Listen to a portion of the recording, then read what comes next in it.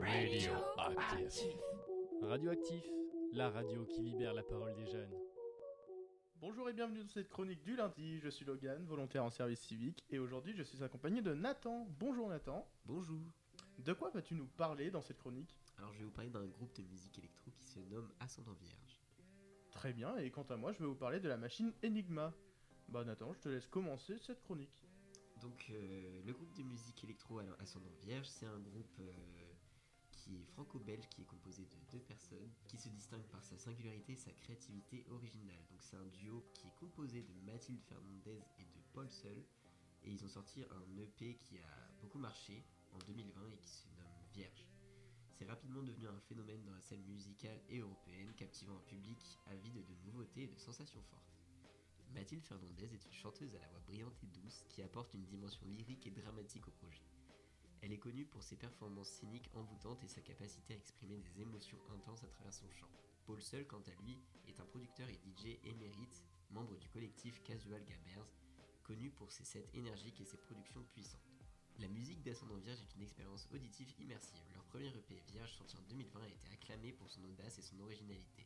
Les morceaux comme Influenceur et Faire et Refaire combinent des beats frénétiques, des mélodies aériennes et des paroles introspectives, créant un contraste saisissant entre douceur et intensité. L'utilisation des synthétiseurs éclatants et de rythmes breakcore donne à leur son une dimension futuriste, presque dystopique. L'esthétique visuelle du duo est tout aussi captivante. Leurs clips musicaux sont de véritables œuvres d'art, oscillant entre surréalisme et science-fiction. Ces vidéos renforcent l'identité artistique d'Ascendant Vierge qui se situe à la croisée de la musique, de la mode et de l'art contemporain. Comme tout artiste novateur, Ascendant Vierge suscite des réactions variées. Leur style polarisant, qui ne se conforme pas aux normes conventionnelles de la pop ou de l'électro, provoque des débats au sein de la communauté musicale. Certains louent leur audace et leur capacité à repousser les limites, tandis que d'autres peinent à comprendre leur approche expérimentale. Le duo aborde souvent des thèmes liés à la technologie et à la recherche de soi dans un monde hyper connecté, ce qui résonne particulièrement avec la génération actuelle. Cependant, leur penchant pour le kitsch et le dramatique peut dérouter les adeptes de genres plus traditionnels. Et malgré leurs controverses, Ascendant Vierge continue de gagner en popularité. Leur musique est de plus en plus jouée dans les festivals de musique électronique et les clubs alternatifs, et leur base de fans ne cesse de croître. Ils ont su créer un univers unique qui attire un public diversifié, allant des amateurs de techno hardcore aux passionnés de musique expérimentale. Par exemple, cette année, ils ont participé au festival Arsenic pas loin de chez nous en Normandie. Ascendant Vierge incarne l'esprit d'innovation. En effet, leur capacité à mélanger les genres et à explorer des territoires sonores inédits fait d'eux une force incontournable dans le paysage musical actuel. Bien que leur style puisse diviser, il est indéniable que Mathilde Fernandez et Paul Seul apportent une fraîcheur et une vitalité qui enrichissent la culture musicale. En mélangeant la complexité et l'ambiguïté de notre époque, Ascendant Vierge nous invite à repenser nos perceptions et à embrasser l'inattendu. Leur ascension est loin d'être terminée et il est certain que leur parcours artistique continuera de surprendre et d'inspirer. Je vous remercie de m'avoir écouté et j'espère que je vous aurai donné envie de vous plonger dans leur art musical. Très bien, merci beaucoup Nathan pour cette chronique, c'était très intéressant. Donc comme je le disais précédemment, je vais vous parler de la machine Enigma. La machine Enigma est l'une des inventions les plus célèbres de l'histoire de la cryptographie. Utilisée par les forces armées allemandes pendant la Seconde Guerre mondiale, elle a joué un rôle crucial dans la communication sécurisée et a posé un défi considérable aux cryptanalystes alliés. Cette chronique explore les origines, le fonctionnement et l'impact de cette machine. Mais alors, quelle est l'origine de Enigma ? La machine Enigma a été inventée par Arthur Scherbius, un inventeur allemand à la fin de la Première Guerre mondiale. Scherbius déposa un brevet pour sa machine en 1918 et Enigma fut initialement commercialisée pour des applications commerciales. Cependant, les forces armées allemandes virent rapidement son potentiel pour des communications militaires sécurisées et commencèrent à l'utiliser dans les années 1920 et 1930. Comment fonctionne Enigma ? Enigma est une machine électromécanique composée de plusieurs parties essentielles.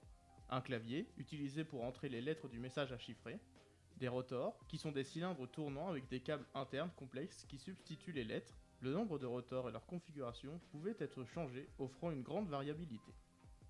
Un réflecteur, qui est un composant qui renvoyait le signal électrique à travers les rotors, ajoutant une couche supplémentaire de complexité. Et enfin, un tableau de connexion, plugboard, un panneau qui avait des câbles pouvant être branchés pour échanger des paires de lettres avant et après le passage par les rotors. Chaque lettre entrée sur le clavier déclenchait un mouvement de rotor, changeant la substitution pour chaque nouvelle lettre et créant un chiffrement polyalphabétique. Les réglages des rotors changeaient quotidiennement selon les carnets de code, ce qui rendait le déchiffrement des messages extrêmement difficile sans connaître les configurations exactes. Parlons maintenant de la complexité d'Enigma. L'une des forces principales d'Enigma résidait dans le nombre colossal de combinaisons possibles.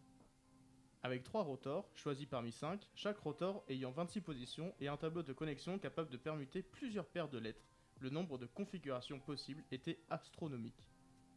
Cela faisait d'Enigma une machine redoutablement sécurisée pour l'époque. Malgré sa complexité, Enigma n'était pas invulnérable. Les premières avancées dans le décryptage d'Enigma vinrent à la Pologne. Dans les années 1930, les cryptanalystes polonais, notamment Marian Rejewski, réussirent à reconstituer les rouages internes de la machine et à développer des méthodes pour déchiffrer les messages. Ils partagèrent ces découvertes cruciales avec les Britanniques et les Français juste avant le début de la Seconde Guerre mondiale. Pendant la guerre, Bletchley Park en Angleterre, les Alliés sous la direction des figures telles qu'Alan Turing et Gordon Weissman améliorent ces méthodes. Ils développèrent la bombe, une machine électromécanique capable de tester rapidement des milliers de combinaisons possibles et exploitèrent certaines faiblesses opérationnelles et erreurs des opérateurs allemands pour accéder au décryptage des messages. Mais alors, quel était l'impact sur la guerre ? Le succès des Alliés dans le décryptage des communications Enigma eut un impact considérable sur le cours de la guerre. Les informations obtenues, connues sous le nom de renseignements ultra, permirent aux Alliés de connaître les plans militaires allemands et d'anticiper les attaques et de prendre des décisions stratégiques cruciales. De nombreuses batailles, notamment celle de l'Atlantique, furent influencées par ces renseignements, contribuant de manière significative à la victoire alliée. Pour conclure, la machine Enigma est un symbole de l'ingéniosité humaine en matière de cryptographie et de guerre électronique. L'histoire d'Enigma est un rappel de l'importance de la cryptographie et de la sécurité des communications, des domaines qui restent tout aussi pertinents dans le monde moderne. Je vous remercie de nous avoir écoutés et nous vous disons à très bientôt dans une prochaine rubrique. Au revoir. Radioactif. Radioactif, la radio qui libère la parole des jeunes. Radioactif. Radioactif, la radio qui libère la parole des jeunes. Bonjour et bienvenue dans cette chronique du lundi, je suis Logan, volontaire en service civique, et aujourd'hui je suis accompagné de Nathan. Bonjour Nathan. Bonjour. De quoi vas-tu nous parler dans cette chronique ? Alors je vais vous parler d'un groupe de musique électro qui se nomme Ascendant Vierge. Très bien, et quant à moi je vais vous parler de la machine Enigma. Bah Nathan, je te laisse commencer cette chronique. Donc le groupe de musique électro Ascendant Vierge, c'est un groupe